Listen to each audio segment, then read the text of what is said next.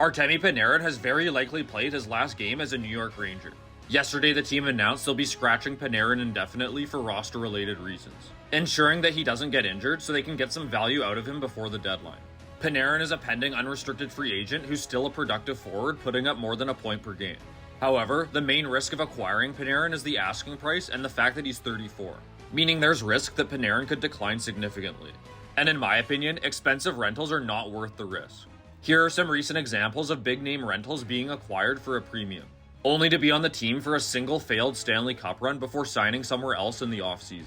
Now, to be fair, all three of these big-name rentals were very good on their respective teams, but the reason I don't think it's usually worth it is because the Stanley Cup is so difficult to win, and giving up an arm and a leg for a big-name rental is usually not worth it.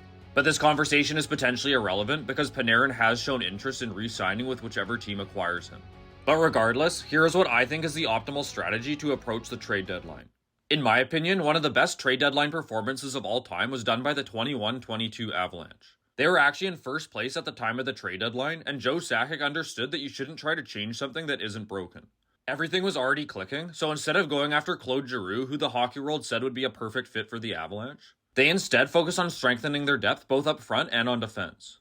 They, of course, would end up winning the Stanley Cup, and they were even able to re-sign all of these deadline acquisitions excluding Nico Sturm. And they turned these rentals into long-term pieces of the team. What the Avalanche didn't do was pay a high price for Giroux and potentially hurt their top six chemistry. Although Lehkonen did end up playing in their top six, if it didn't work out, he was also fit to play a third-line role.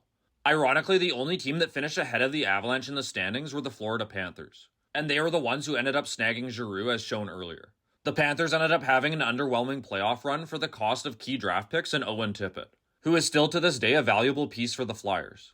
Now, this isn't to say big-name players don't work out at the trade deadline, but in my opinion, it's only worth it if they're going to be extended, kind of like Rantanen with Dallas last year.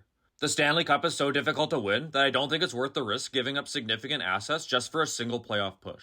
Cup contenders are better off relying on a core that they built over seasons and will continue with in future seasons. All this to say, Panarin has said he wants to do a sign and trade, so perhaps all of this rental risk is reduced anyway. But this still may end up being one of the most interesting trade deadline stories in the modern era.